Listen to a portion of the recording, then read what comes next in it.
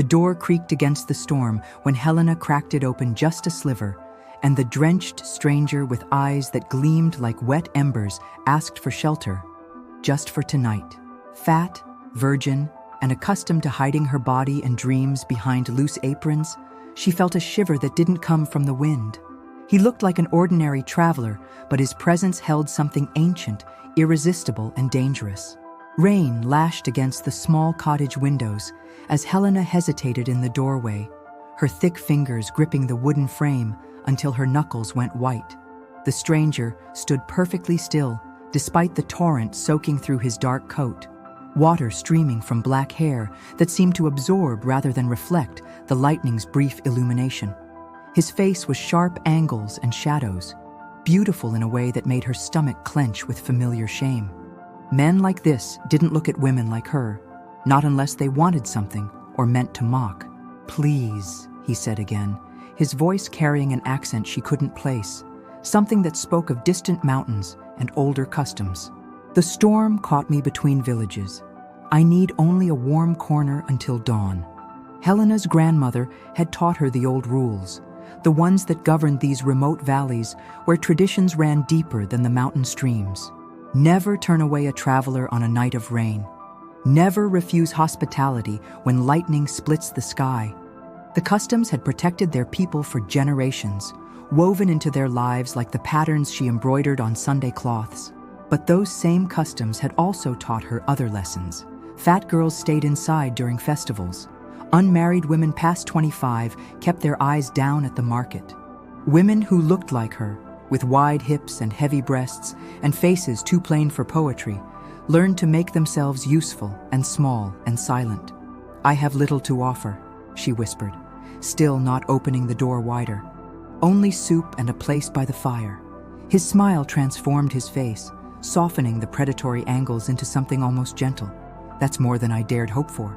Something in his tone made her step back, finally allowing him entrance. The moment his boots crossed the threshold, she felt the shift in the air, like the pressure change before a storm breaks. He moved with fluid grace despite his sodden clothes, taking in her small parlor with eyes that seemed to catalog every detail, from the hand-woven rugs to the shelf of mason jars filled with dried herbs. "Thank you," he said, turning those impossible eyes on her again. Up close, she could see they weren't quite brown, weren't quite gold, but something in between that caught the firelight and held it. "I'm Damien." "Helena," she managed, wrapping her arms around her middle in the gesture that had become second nature. "Let me take your coat. You must be frozen." He shrugged out of the heavy garment, revealing a white shirt that clung to broad shoulders and a lean torso. Helena forced herself to look away, focusing instead on hanging the coat near the fire where it could dry. When she turned back, he was studying the small radio on her kitchen table, his head tilted as if listening to music only he could hear. "Do you live alone?" he asked, and there was nothing threatening in the question, only curious politeness. "Yes." The word came out smaller than she intended. She cleared her throat and tried again. "Yes, I do. My grandmother passed 2 years ago, left me the cottage and the land. And the isolation," she didn't add. The whispered conversations that stopped when she approached, the pitying looks from married women, and the careful distance maintained by their husbands. The slow erosion of invitations until her social world had shrunk to necessary trips for supplies, and the occasional nod from neighbors who remembered her grandmother with fondness. "I'm sorry for your loss," Damien said, and something in his voice suggested he understood more than mere politeness required. Helena busied herself ladling soup into a wooden bowl, her hands trembling slightly. She wasn't used to masculine voices in her kitchen, wasn't used to the way his presence seemed to fill the small space. The cottage that had felt cozy moments before now seemed cramped, the air thick with awareness she didn't know how to navigate. "Sit," she said, gesturing to the table. "It's only vegetable soup, nothing fancy." He sat with that same fluid grace, and she noticed he was careful not to crowd her as she placed the bowl before him. His hands, she saw, were long-fingered and elegant despite their obvious strength. No calluses from farm work or manual labor, no wedding ring. "It smells wonderful," he said, taking a careful sip. "Like home." "Where is home for you?" Helena asked, then immediately regretted the question.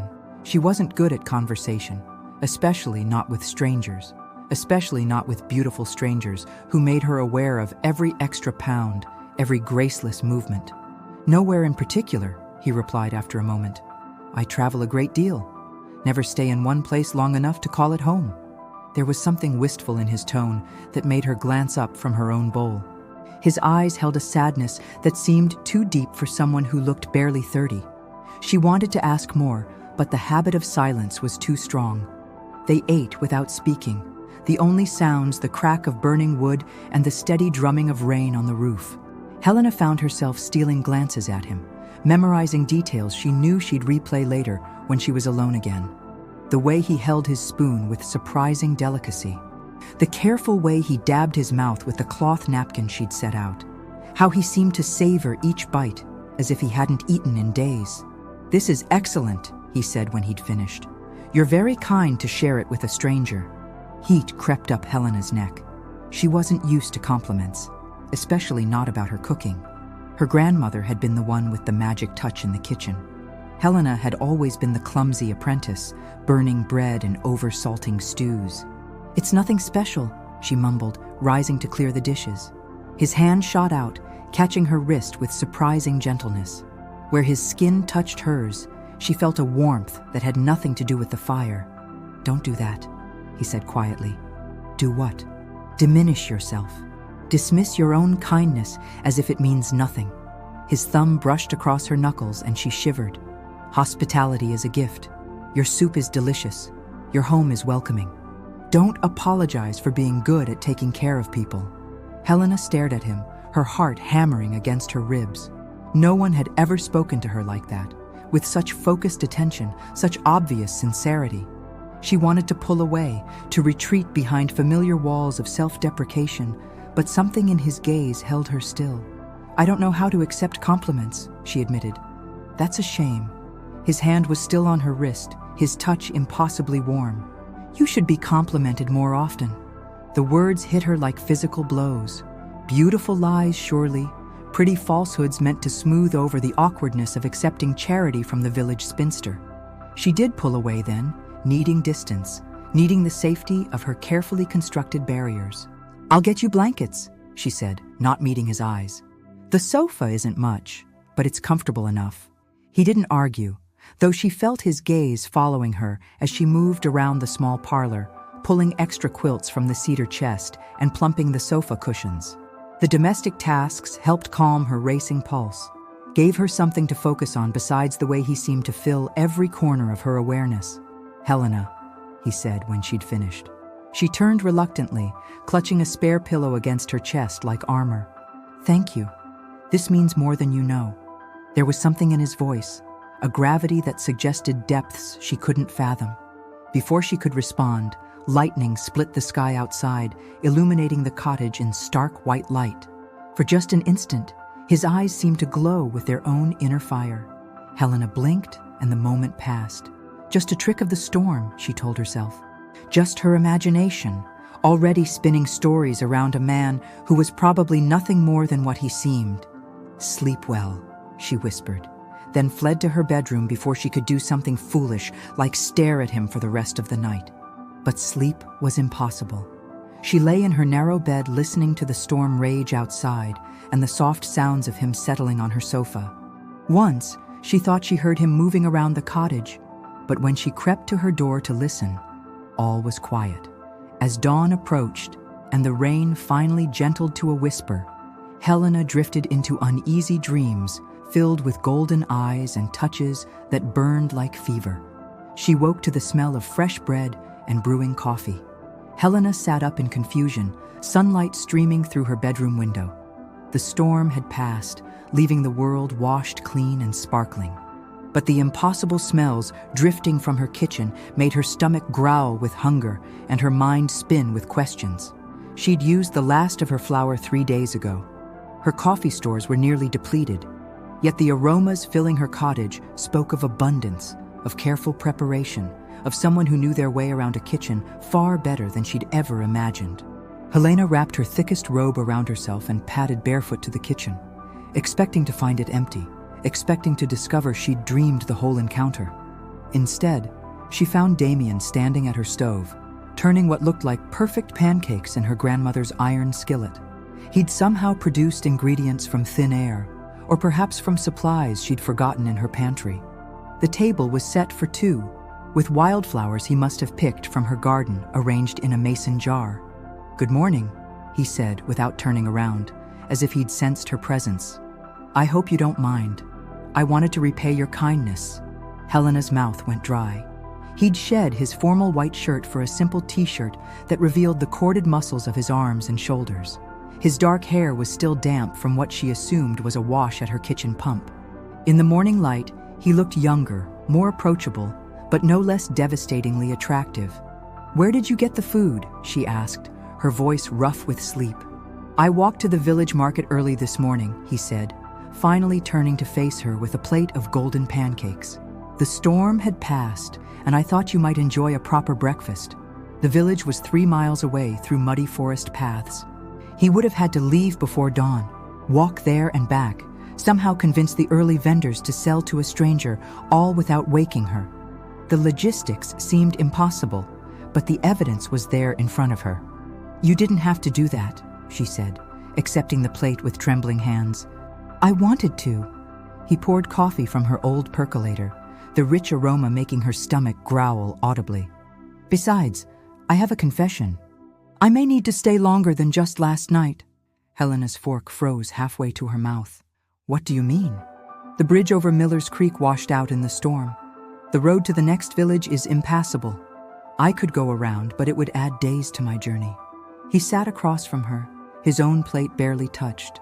"I was hoping you might allow me to work from my room and board until the waters recede." Every sensible instinct Helena possessed screamed warnings. Strange men who appeared in storms, bridges that conveniently washed away, offers too good to refuse. These were the elements of cautionary tales her grandmother had whispered on dark nights. But the pancakes were perfect, light and fluffy with just a hint of vanilla. The coffee was better than any she'd ever made. And when she looked into his golden eyes, she saw only patience and hope, no trace of deception or threat. "What kind of work?" she heard herself ask. His smile was radiant. "Whatever you need. I'm handy with repairs, good with heavy lifting, decent in the garden. I notice your front steps are loose, and there's a loose shutter on the north side of the house." Both things were true, had been bothering her for months. She'd been saving pennies toward hiring someone from the village, but the quotes had been more than she could afford. "I don't have much money to pay you," she admitted. "I'm not asking for money. Just a place to sleep and share in whatever meals you're comfortable providing. I'll earn my keep, I promise." Helena studied his face, looking for signs of ulterior motives, hidden agendas, the cruel amusement she'd learned to expect from attractive men. But his expression remained open, almost vulnerable in its sincerity. "The village will talk," she said quietly. It was the truth that underlaid everything, the constant awareness that shaped every decision she made. "They'll see you coming and going, and they'll assume the worst." Something dark flickered across his features. "Let them talk. You're offering charity to a stranded traveler. There's nothing shameful in that." But Helena knew better. In a place where traditions governed everything from courtship rituals to proper mourning periods, a single woman harboring an unmarried man would provide gossip fuel for months. The whispers would follow her to market, poison her interactions with neighbors who already kept her at arm's length. "I know what it costs you," Damien said quietly, as if reading her thoughts. "The kindness you showed me last night, the offer you're considering now. I know it's not easy." "You don't know anything about me," Helena said, but without heat. How could he know? They'd met less than 12 hours ago. "I know you live alone by choice rather than circumstance," he said. "I know you're skilled enough to maintain this cottage entirely by yourself. I know you grow medicinal herbs with the knowledge to use them properly. And I know you have the strength to open your door to a stranger in a storm, despite every reason not to trust." Each observation hit her like a small revelation. She'd never thought of her solitude as choice rather than abandonment. Never considered her self-sufficiency a form of strength rather than stubborn isolation. "How do you see all that?" she whispered. "Practice," he said simply. I've learned to read people quickly. It's a survival skill when you're always the outsider. There was pain in his voice, carefully banked but unmistakable.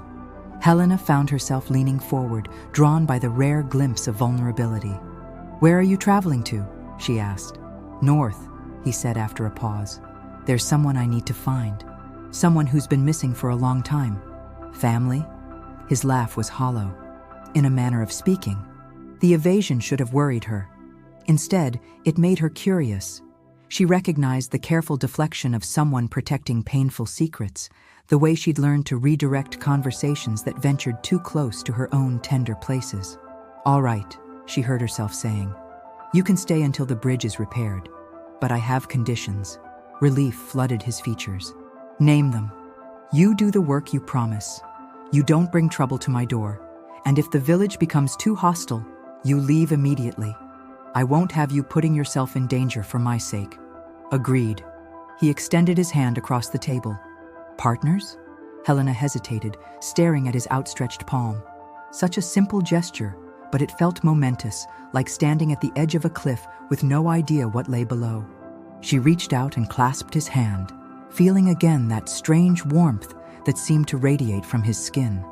"Partners," she agreed. Neither of them let go immediately. Helena found herself lost in the sensation of another person's touch, the gentle strength of his fingers, the calluses she hadn't noticed the night before. When had someone last held her hand?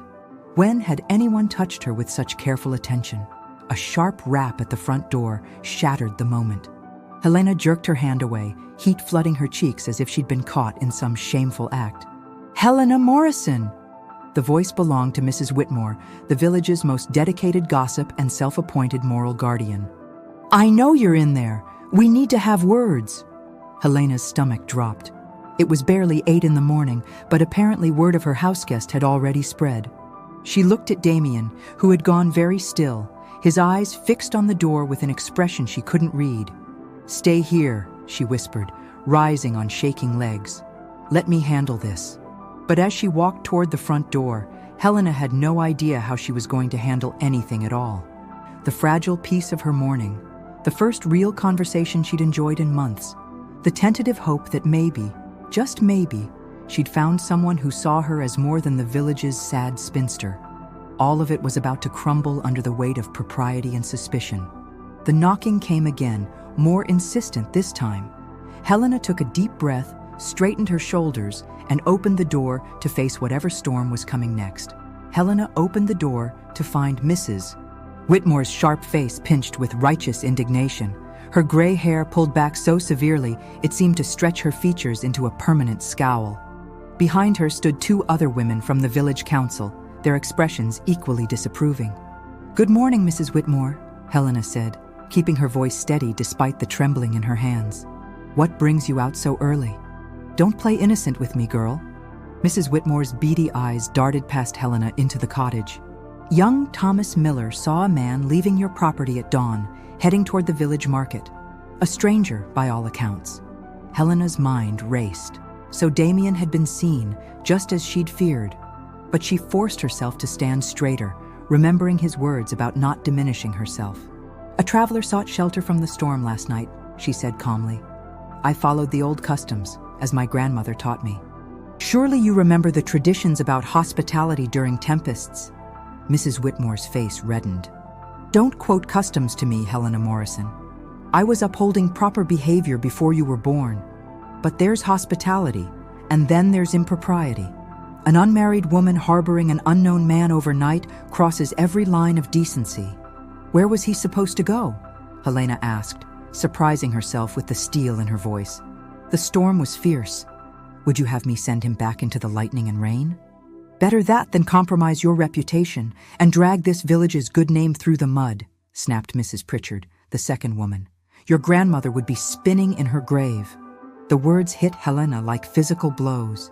Her grandmother had been everything to her, the only person who'd ever made her feel valued, loved, worthy of care.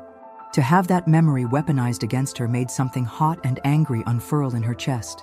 "My grandmother taught me that kindness matters more than appearances," Helena said, her voice gaining strength. She taught me that protecting the vulnerable is more important than protecting gossip. Gossip? Mrs. Whitmore's voice rose to a shriek. This is about moral standards, about the fabric that holds our community together.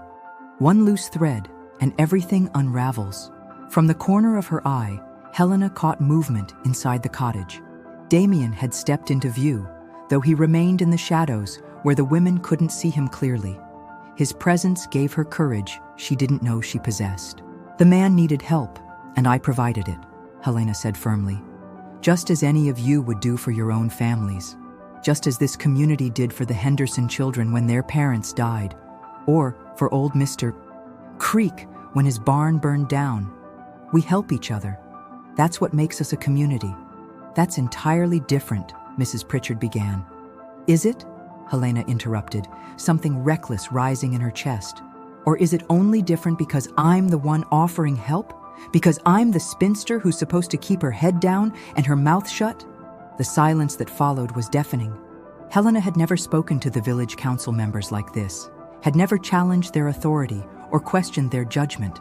She'd always been the quiet one, the grateful recipient of their occasional charity, the woman who knew her place. Mrs. Whitmore's eyes narrowed to slits. I see the influence this stranger is already having on you, filling your head with rebellious ideas, making you forget your proper place. My proper place, Helena repeated slowly, is in my own home, making my own decisions according to my own conscience. Last I checked, this village hadn't appointed anyone to govern my private life. The third woman, Mrs. Ferguson, who'd remained silent until now, stepped forward. She was older than the others, her authority earned through decades of wisdom rather than mere officiousness. Helena, she said gently, we're concerned about you. A young woman alone is vulnerable to manipulation, to men who might take advantage of isolation and loneliness. We've seen it happen before. The kindness in her tone nearly broke Helena's resolve. These women weren't entirely wrong to worry. She was lonely, desperately so. And Damien was undeniably attractive, charming in ways that made her foolish heart race. I appreciate your concern, Helena said carefully. But I'm capable of judging character for myself. The man has been nothing but respectful and helpful. Helpful how? Mrs. Whitmore demanded. What services is he providing that require him to stay in your home? Heat flooded Helena's cheeks at the implication. He's offered to repair my front steps and the loose shutter in exchange for meals and a place to sleep until the bridge is fixed. It's honest work for honest payment. And you believe this story about the bridge? Mrs. Pritchard's skepticism was palpable. Thomas Miller confirmed it when he saw me this morning. Damien's voice came from directly behind Helena, making her jump. She hadn't heard him approach. The storm took out the center span completely. Won't be passable for at least a week, maybe 2. The 3 women craned their necks to get a better look at him, and Helena heard their collective intake of breath. Even rumpled from sleep and wearing yesterday's clothes, Damien was impossibly handsome. His presence seemed to fill the doorway, radiating a quiet confidence that made the women's petty complaints seem small and mean. "And you are?" Mrs. Whitmore demanded, though her tone had lost some of its sharp edge. "Damien Cross," he said with a polite nod. "I'm traveling north on family business. Miss Morrison was kind enough to offer shelter when the storm stranded me." "Family business?" Mrs. Ferguson asked. "What sort of family?" Helena saw something flicker across Damien's features. There and gone so quickly she might have imagined it. "I'm looking for my sister," he said after a pause. "She went missing several months ago. I've been following her trail through these mountain communities."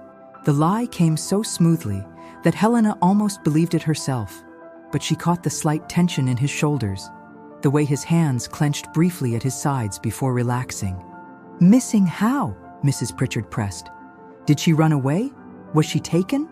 "She left without explanation," Damien said, his voice carefully neutral. "Our family is concerned for her safety." Mrs. Whitmore's expression softened marginally. Even she wasn't heartless enough to interfere with a brother searching for his lost sister. "Have you contacted the authorities?" "Of course, but they have limited resources for cases like this. Sometimes personal investigation yields better results." It was the perfect response. hitting every note of concerned family duty and masculine responsibility. Helena watched the women's suspicion begin to ebb, replaced by grudging sympathy. "Well," Mrs. Ferguson said slowly, "I suppose family obligations must take precedence. But surely you understand our concern for Helena's reputation." "Absolutely," Damien agreed. "Which is why I've insisted on sleeping in the main room and taking my meals on the porch when weather permits. Miss Morrison has been nothing but proper in her hospitality." More lies, Helena realized, but told with such conviction that even she was tempted to believe them.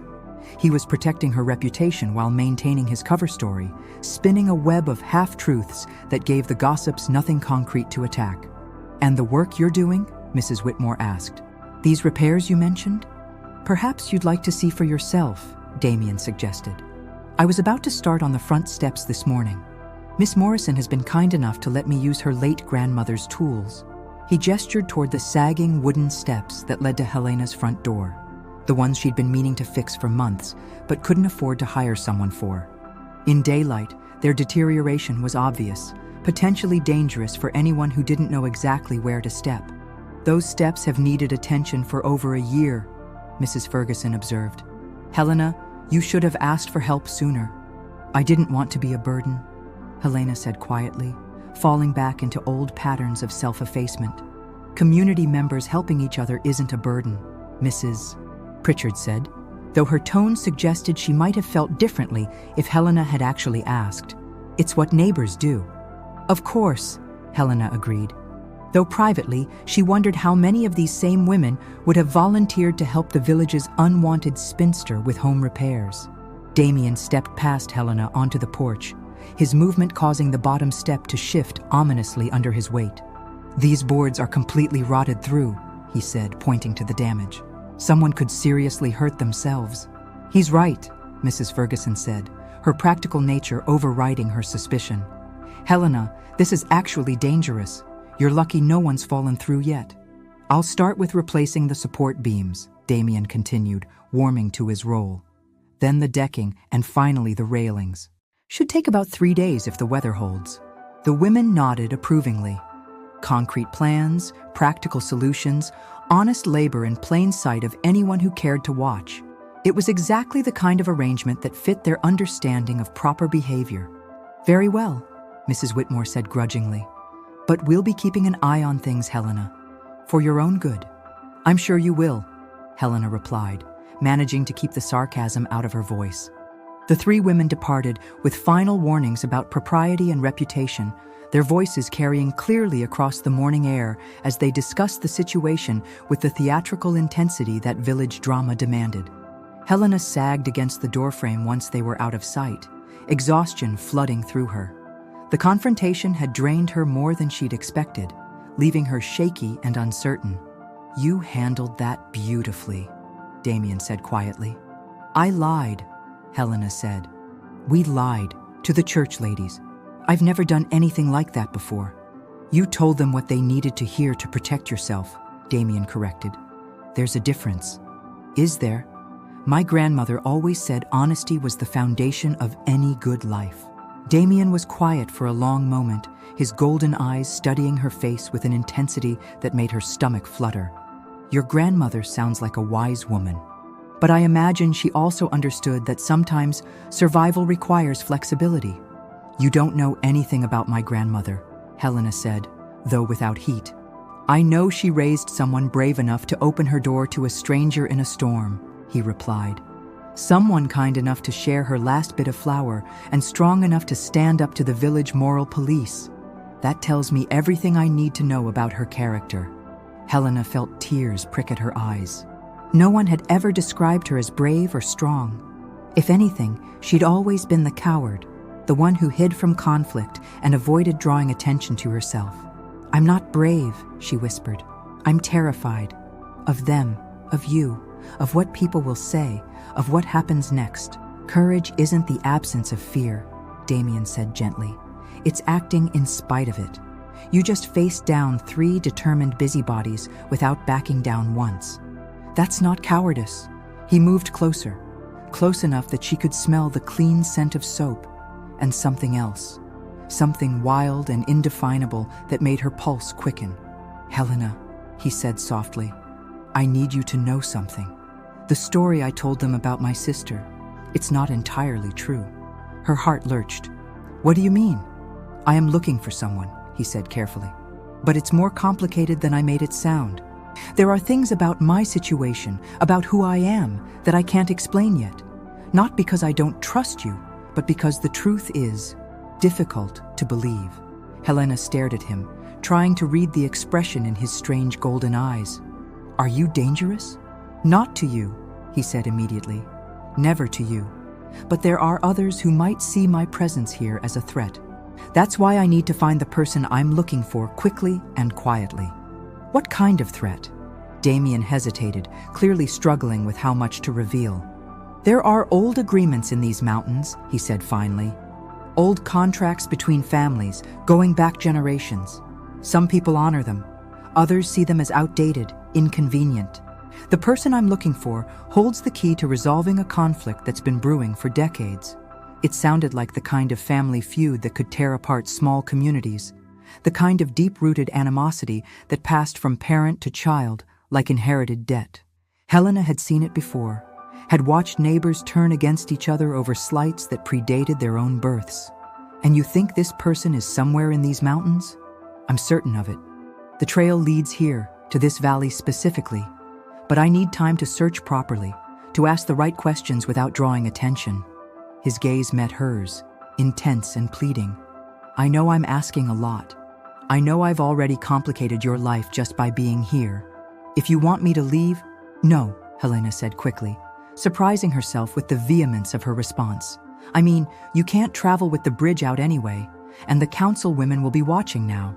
If you disappear suddenly, it'll just confirm their suspicions about your character. So you're protecting my reputation now?" There was amusement in his voice, but also something warmer, more personal. "I'm protecting both our reputations," Helena corrected, though she couldn't quite meet his eyes. "Besides, I really do need those steps fixed, and the shutter. And probably half a dozen other things I've been putting off because I couldn't afford to hire help." "Then we understand each other," Damien said. "A fair trade. My labor for your hospitality, my discretion for your trust. And when you find this person you're looking for, what happens then?" His expression grew distant, almost sad. "Then I fulfill my obligations and move on. It's what I do, Helena.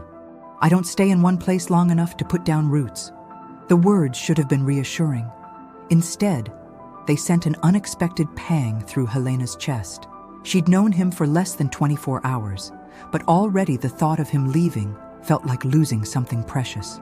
"Well," she said, forcing lightness into her voice, "we'd better make sure you earn your keep while you're here. Those steps won't fix themselves." Damien's smile was radiant. "Yes, ma'am. Where do you keep your grandmother's tools?" The rest of the morning passed in a blur of productive activity. Helena showed Damien to the small shed behind the cottage where her grandmother's late husband had kept his woodworking tools. Most were old, but well-maintained, and Damien handled them with the confidence of someone who'd done manual labor before. While he assessed the damage to the steps and made lists of needed materials, Helena tackled the domestic tasks that had piled up during the storm. Laundry that needed washing, dishes that required attention, floors that needed sweeping. Normal, everyday chores that felt strange with the sound of masculine activity just outside her door. She found herself pausing frequently to watch him work.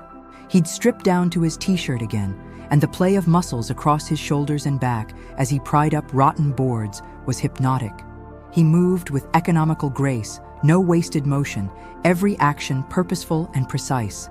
"See something interesting?" he called without looking up, and Helena realized she'd been staring. Heat flooded her cheeks. "Just making sure you know what you're doing," she called back, retreating quickly into the safety of her kitchen. But even inside, she found herself drawn to the window, stealing glances at him as he worked. When had she become the type of woman who ogled men like some desperate spinster? The thought made her cringe with embarrassment. By midday, Damien had removed all the damaged boards and begun the process of measuring for replacements. Helena ventured onto the porch with a glass of cool water and a plate of leftover pancakes. "Thank you," he said, accepting both gratefully. This is harder work than I expected. Your grandmother's husband built these steps to last. Getting them apart without damaging the foundation is tricky. He was a craftsman, Helena agreed. Grandmother always said he could fix anything with enough time and the right tools. She must have loved him very much. 43 years of marriage, Helena said softly. She used to say they were two halves of the same soul. Do you believe in that? Soulmates? The question caught her off guard. I don't know. I've never experienced anything like what they had. Sometimes I wonder if I'm even capable of that kind of love. Damien set down his water glass and looked at her with an expression she couldn't read. What makes you think you're not capable? Helena gestured vaguely at herself, encompassing her plain face, her heavy body, her complete lack of romantic experience. Look at me. I'm 32 years old, and I've never even been kissed. I don't know how to flirt or make conversation or any of the things that draw people together. Helena, it's fine, she said quickly, embarrassed by her own honesty. I've made peace with it. Some people are meant for solitude. There's no shame in that. But even as she said the words, Helena realized they weren't entirely true anymore. Yesterday, she might have believed them. Today, with Damien's intense gaze fixed on her, with the memory of his hand warming hers, solitude felt less like acceptance and more like surrender. You're wrong, Damien said quietly. About yourself, about what you're capable of. But I understand why you believe it. Do you? Isolation changes how we see ourselves, he said. When you're alone long enough, you start to think it's because you deserve to be. You convince yourself you're not worth loving, not worth fighting for. But that's just fear talking, not truth. There was such conviction in his voice, such personal understanding, that Helena found herself leaning forward despite her embarrassment. Is that what happened to you? Is that why you don't stay anywhere long enough to put down roots? For a moment, she thought he might actually answer. His face went through a series of subtle changes, vulnerability warring with caution, honesty battling whatever secrets he was keeping. Something like that, he said finally. But we're not talking about me. The deflection stung more than it should have. Helena pulled back, wrapping her arms around herself in the familiar gesture of self-protection. Of course not, she said. I'm sorry. I didn't mean to pry. Helena, that's not... Damien started, but was interrupted by the sound of approaching voices. They both turned to see a group of young men walking up the path toward the cottage. Helena recognized them immediately. Tommy Miller, whose father owned the general store, Jake Pritchard, son of one of the morning's visitors, and several others from families that formed the backbone of village society. Great, Helena muttered under her breath. If the women weren't enough, now we get the men. But Damien was already rising to his feet, his posture shifting subtly into something more alert, more dangerous. For the first time since she'd met him, Helena glimpsed something predatory in his stance, something that reminded her of wolves preparing to defend their territory. Stay behind me, he said quietly, and there was steel in his voice she'd never heard before. It's all right, Helena said, though her heart was racing. They're just boys trying to look important. They won't actually do anything. But as the group drew closer, she could see the tight set of their faces, the aggressive swagger in their movements. These weren't boys playing at being men. These were young men looking for a fight, convinced they were protecting their community from a dangerous outsider. And Helena suddenly realized that the morning's confrontation with the village ladies had been nothing compared to what was coming next. Tommy Miller stepped forward as their unofficial leader, his chest puffed out with borrowed authority. At 25, he was the oldest of the group, but his boyish face and nervous energy betrayed his inexperience with real confrontation. You the stranger causing trouble for Helena? He demanded, trying to inject menace into his voice. Damien didn't move, but Helena felt the change in him like a shift in atmospheric pressure. The easy warmth he'd shown her was gone, replaced by something cold and utterly still. I'm Damien Cross, he said calmly. I'm doing some repair work in exchange for temporary shelter. There's no trouble here. That's not what we heard, Jake Pritchard said, stepping up beside Tommy. Word is you're taking advantage of a woman living alone, manipulating her good nature. Helena felt anger flare in her chest. I can speak for myself, Jake Pritchard. And I don't recall asking for your protection. Helena, stay out of this, Tommy said without taking his eyes off Damien. This is men's business now. Men's business? Helena's voice rose despite her intentions to stay calm. This is my property, my decision, and my business. You have no right. We have every right to protect the women of this community, interrupted Mark Stevens, the blacksmith's son. Especially when they're too trusting to protect themselves. The casual dismissal of her judgment, the assumption that she needed protection from her own choices, made something snap inside Helena. She stepped forward, moving beside Damien rather than behind him. "Get off my property," she said, her voice steady despite the trembling in her hands. "All of you. Now." Tommy's face reddened. "Helena, you don't understand what you're dealing with. This man could be anyone, could want anything. You're being naive." "What I understand," Helena said, "is that he's done nothing but help me since he arrived. What I understand is that you're all standing on my land, questioning my judgment, and treating me like a child who can't think for herself." "We're trying to help you," Jake insisted. "Before you make a mistake, you can't take back." "The only mistake I see," Helena said, "is trusting that the men of this village would respect my right to make my own decisions." Damien placed a gentle hand on her arm, a gesture of support that sent warmth through her entire body.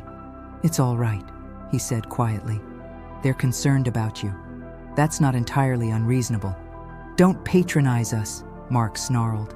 "We know your type. Drifter who preys on lonely women, takes what he can get, then disappears when things get complicated." Something flickered across Damien's features at the word drifter, there and gone so quickly, Helena almost missed it. But the young men's hostility was escalating, their voices getting louder, their postures more aggressive.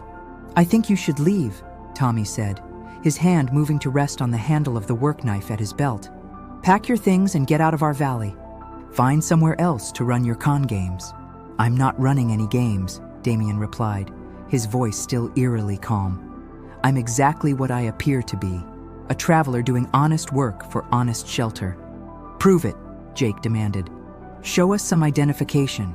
Tell us where you're from, where you're going, why you're really here." Helena saw Damien's jaw tighten almost imperceptibly. The questions were reasonable on the surface, but she sensed they struck at whatever secrets he was protecting. "I don't owe you explanations," Damien said. "I owe them to Helena, and she's satisfied with what I've told her." "Are you?" Tommy turned to Helena, his expression somewhere between pleading and demanding. "Are you really satisfied with his vague stories about traveling north? Don't you want to know more about the man you're harboring?" The question hit closer to home than Helena wanted to admit. She did want to know more about Damien, desperately so. His evasions about his past, his family, his real reasons for being here. They all created an ache of curiosity she could barely contain. But she also remembered the vulnerability in his voice when he'd spoken about isolation. The careful way he'd protected her reputation with the village women, the genuine warmth in his eyes when he looked at her. "I know enough," she said firmly. "I know he's been respectful and helpful. I know he's asking for simple shelter in exchange for needed work. And I know it's my choice to make, not yours." The young men exchanged frustrated glances.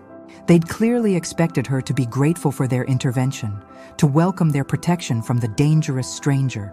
Her refusal to play the helpless victim was throwing off their entire script. "Helena," Tommy tried again, "you've been alone too long. It's made you vulnerable, made you willing to trust people you shouldn't. We're just trying to look out for you." "The way you looked out for me when my roof leaked last spring?" Helena asked sweetly. "The way you helped when I couldn't afford to hire someone to repair my fence? Oh wait, none of you offered to help then. But now, when it serves your own sense of importance, suddenly you're concerned about my welfare." The accusation hung in the air like smoke. Helena had never spoken to anyone in the village like this, had never called out their selective compassion or challenged their authority so directly. Mark's face darkened with anger. "That's unfair, Helena. We all have our own responsibilities, our own families to care for." "Of course you do," Helena agreed. "Just like I have the right to care for myself, make my own decisions, and choose my own house guests without requiring your approval."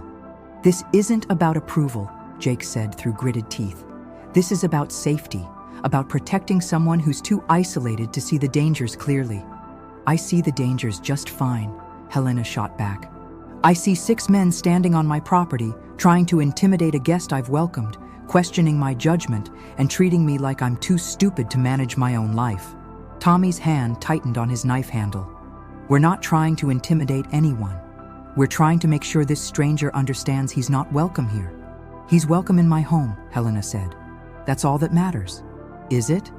Mark stepped closer, his voice dropping to something like a threat. Because if something happens to you, if this man turns out to be dangerous, the whole village will suffer the consequences. We'll be the ones who have to deal with the investigation, the suspicion, the reputation of being a place where women get hurt because we didn't act when we should have. The words sent a chill down Helena's spine, but before she could respond, Damien spoke. Nothing is going to happen to her, he said, and there was something in his voice that made every man take an unconscious step backward. Nothing will hurt her while I'm here. You have my word on that. Your word? Tommy laughed, but it sounded forced. What's the word of a stranger worth? More than you might think, Damien replied, and for just a moment, his eyes seemed to catch the light in an impossible way, glowing like coals in the afternoon sun. Helena blinked, and the effect was gone. Just a trick of the light, surely, but something about it made her remember the night he'd arrived, the way lightning had illuminated his face in strange ways. Look, Jake said, his bravado faltering slightly. We're not trying to cause trouble. We're just saying maybe Helena should think more carefully about who she trusts. I've thought plenty, Helena said, and I've made my decision. Damien is welcome here, as long as he chooses to stay. The finality in her voice seemed to deflate some of the young men's aggression. They'd come expecting to find a grateful woman in need of rescue, and instead, they'd found someone who refused to be saved. Fine, Tommy said after a long pause. But if anything happens, Helena, if this man causes any trouble at all, don't expect us to clean up the mess. I wouldn't dream of it, Helena replied coolly. The group began to disperse, muttering among themselves about stubborn women and dangerous strangers. But Mark lingered, his eyes fixed on Damien with undisguised suspicion. I'll be watching you, he said quietly. Any sign of trouble, any hint that you're not what you claim to be, and I'll personally make sure you regret ever setting foot in this valley. Damien met his gaze steadily. Fair enough, but I suggest you be very careful about what kind of trouble you go looking for. You might find more than you bargained for. There was something in his tone that made Mark pale slightly, but he managed to maintain his aggressive posture as he turned and followed the others down the path. Helena stood watching them go, her heart pounding with adrenaline and residual anger. She'd never stood up to anyone like that before, had never defended herself so forcefully against community pressure. That was incredible, Damien said softly. And when she turned to look at him, his expression was filled with admiration. You were magnificent. I was terrified, Helena admitted. I've never talked to anyone like that before. I don't know what came over me. Courage, Damien said simply. The courage to stand up for what you believe in, to protect what matters to you. They'll never forgive me for embarrassing them in front of each other, Helena said, the full implications of her actions beginning to sink in. The whole village will know about this by sunset. They'll make my life impossible. Maybe, Damien agreed, or maybe they'll learn to respect you for the first time. You showed them you're not the helpless woman they thought you were. Helena sank onto the porch steps, suddenly exhausted. I don't know how to be anything other than what I've always been. Quiet, accommodating, grateful for whatever scraps of acceptance they throw my way. Damien sat beside her, close enough that she could feel the warmth radiating from his body. But that's not who you really are, is it? That's just who you thought you had to be to survive. How do you know? Helena asked. How can you see things about me that I can't see about myself? Because I recognize the signs, Damien said quietly. I know what it looks like when someone is hiding their true nature to fit in, to avoid drawing attention, to survive in a world that doesn't understand them. There was something in his voice, a weight of personal experience that made Helena study his profile carefully. Is that what you're doing, hiding your true nature? Damien was quiet for so long that Helena thought he might not answer. When he finally spoke, his voice was barely above a whisper. "There are things about me, Helena, that would frighten most people. Things that would make them see me as a monster rather than a man." Helena's heart began to race, but not with fear. With anticipation, with the sense that she was finally going to get real answers to the questions that had been building since the moment he'd appeared at her door. "What kind of things?" she asked. Damien turned to look at her, his golden eyes searching her face with desperate intensity. "If I tell you, if I show you who I really am, there's no going back. You'll either accept me completely or you'll never be able to look at me the same way again." "I want to know," Helena said without hesitation. "Whatever it is, whatever you're hiding, I want to know the truth." Damien reached into his pocket and pulled out a small silver pendant, the one Helena had glimpsed among the pages of his mysterious books. In the afternoon light, she could see it clearly for the first time. An intricate design that looked like intertwined roses and thorns. "This belonged to my family," he said, holding it out for her to examine. "It's been passed down for generations, along with certain obligations." Helena took the pendant, surprised by how warm it felt against her skin. The metalwork was exquisite, far more detailed than anything she'd ever seen. But there was something about the design that seemed familiar, though she couldn't place where she might have seen it before. "It's beautiful," she said, "but I don't understand what this has to do with—" "My family aren't entirely human, Helena," Damien said, the words coming out in a rush as if he had to speak them quickly or lose his courage entirely.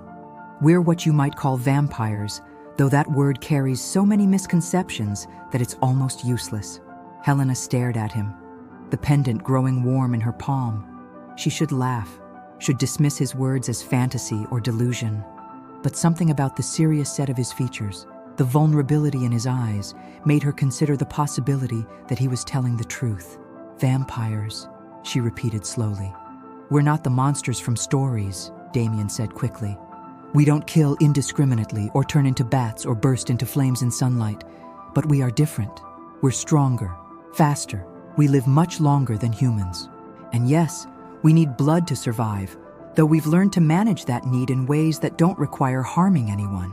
Helena looked down at the pendant in her hands, her mind racing. It explained so much. His unnatural grace, the way his eyes seemed to glow in certain light, his careful evasions about his past and family. "How much longer?" she asked. "What? You said you live longer than humans. How much longer?" "I'm 237 years old," Damien said quietly. "I know how that sounds, how impossible it must seem, but it's the truth." Helena absorbed this information with surprising calm. Perhaps the morning's confrontations had used up her capacity for shock, or perhaps some part of her had suspected all along that Damien was more than he appeared. "And the person you're looking for? Your sister?" "Not my sister," Damien admitted. "Another vampire, but not family. Someone who's been causing problems for both our kind and the human communities in these mountains. I'm what you might call an enforcer. I'm responsible for maintaining the old agreements that keep peace between our peoples." "What kind of agreements?" Damien hesitated, clearly weighing how much to reveal. "There are certain human families in these mountains who've known about vampires for generations. They provide sanctuary when we need it, keep our secrets, help us blend in. In exchange, we protect their communities from genuine threats, offer our assistance during hard times."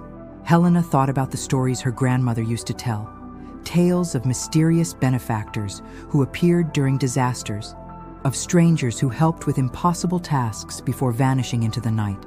Stories she'd always assumed were folklore, embellished memories of ordinary kindness. "Is that why you came here?" "Because my family is part of these agreements?" "Partly," Damien said, "but also because this is where the trail led. The vampire I'm hunting was last seen in this valley. I thought I could find her, complete my mission, and leave without anyone being the wiser. But then you got caught in the storm. But then I met you," Damien corrected, his voice soft with emotion. "And everything changed." Helena looked up to find him watching her with an expression she couldn't quite read. There was hope in his eyes, but also fear, as if her reaction would determine something crucial about his future. "You're not afraid?" he asked. Helena considered the question seriously. By all rights, she should be terrified. She should be screaming, running, calling for the very men she'd just sent away. But all she felt was a strange sense of completion, as if pieces of a puzzle she hadn't known she was solving had finally clicked into place. I should be, she said honestly. But I'm not. Maybe I'm too isolated to have proper fear. Or maybe I'm just too lonely to care about the risks. Helena. Or maybe, she continued, I trust you. Maybe I've been waiting my whole life for someone to tell me the truth, even if it's impossible truth. Damien's breath caught. You believe me? I believe you, Helena said simply. Which means I need to tell you something too. She stood and walked to the small herb garden beside her cottage, kneeling beside a patch of plants with distinctive silver-green leaves and small pink flowers. You recognized this the other day, she said, touching one of the rose-colored blooms. When you drank the tea I made. This is rose herb, isn't it? That's why your eyes went glassy for a moment. Damien nodded slowly. It's mildly sedating for vampires. Helps control urges.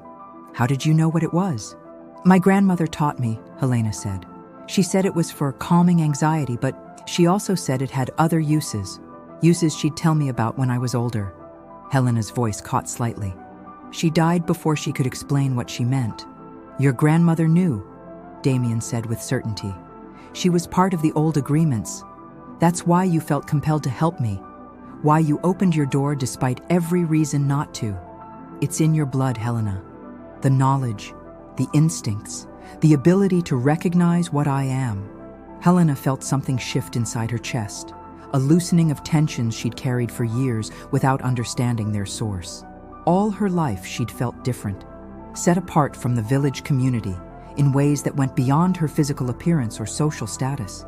She'd attributed it to shyness, to her grandmother's old-fashioned ways, to her own inadequacies. But what if it had been something else entirely? What if she'd been carrying knowledge she didn't understand, instincts she couldn't explain? What does this mean? She asked. For us, I mean. Now that we both know the truth. Damien stood and crossed to where she knelt in the garden, offering his hand to help her up. When their skin touched, Helena felt that familiar warmth, but now she understood it differently. Not just attraction, but recognition.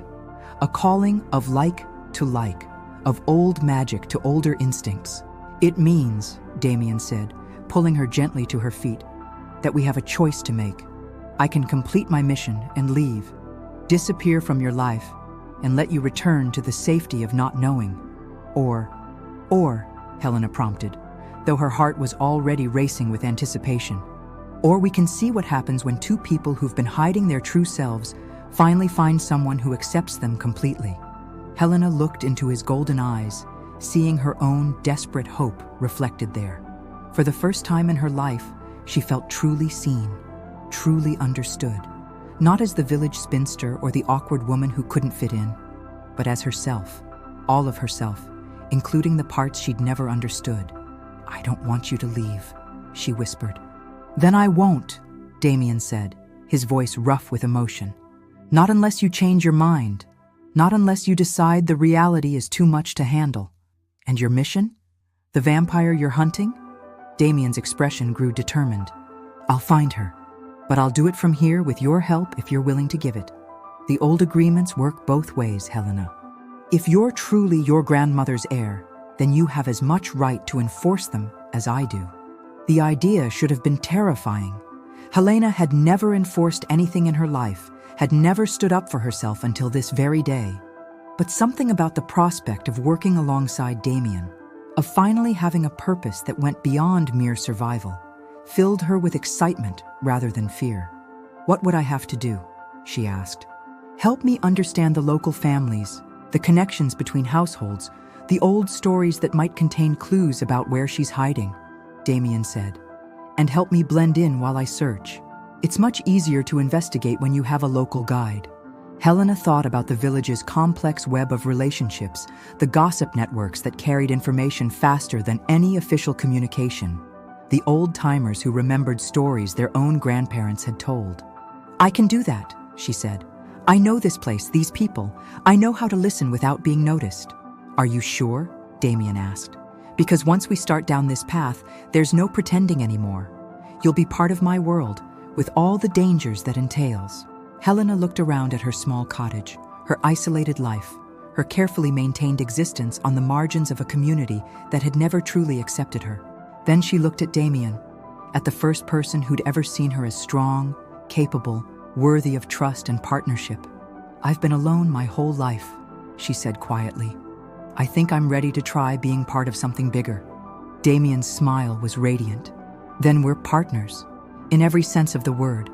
As if summoned by their words, a new sound reached their ears, the rumble of approaching hoofbeats. Helena turned to see a figure on horseback cresting the hill that led to her cottage, riding hard despite the afternoon heat. "Expecting someone?" Damien asked, his body tensing with alert readiness. "No," Helena said, shading her eyes against the sun. "But I recognize the horse. That's Dr. Morrison's mare." As the rider drew closer, Helena could see it was indeed the village doctor, his usually immaculate appearance disheveled from hard riding. He pulled up in front of her cottage, his face grim with urgency. "Helena," he called, swinging down from the saddle. "Thank God you're here. I need your help. There's been another attack."